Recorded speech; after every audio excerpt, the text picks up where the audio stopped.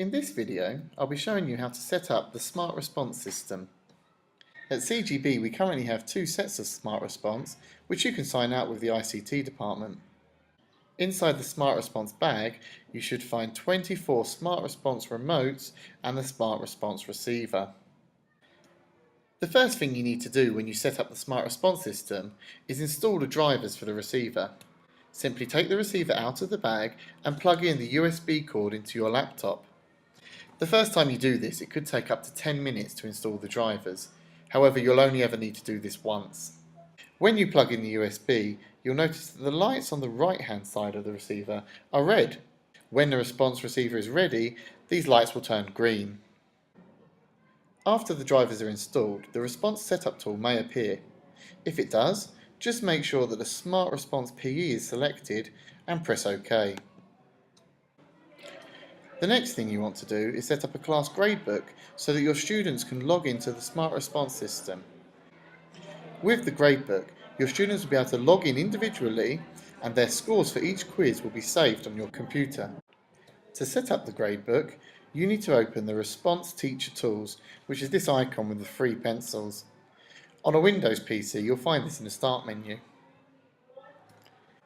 The first time you open the Response Teacher Tools, it'll ask you for your information. The final field, classroom name, is the most important. It should be a unique name so that the students know that they're logging into your class. Once you have completed all the fields, click Save. The computer will then ask you what you want to save the file as and in which location.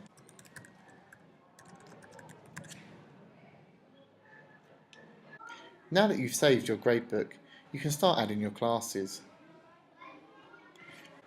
You need to input the name of your class and what you consider as a passing grade. This isn't vital, however it will allow you to see at a quick glance which of your students are struggling in your subject. The last thing you need to do is add students to your class. You can import a student list from a CSV file, but I find it easier to input them manually.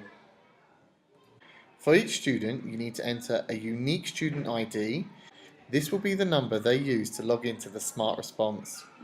You also need to put in their last name and their first name. And that's it. Once you've entered your whole class, you're ready to start your first Smart Response quiz. Depending on the age of your students, you may want to print out a class list with their student IDs so that they remember their numbers when they need to log in. The data saves automatically, and if you wish to, you can click back on the gradebook and add a new class. Please check out my other videos on how to create a Smart Response quiz and how to run a Smart Response session.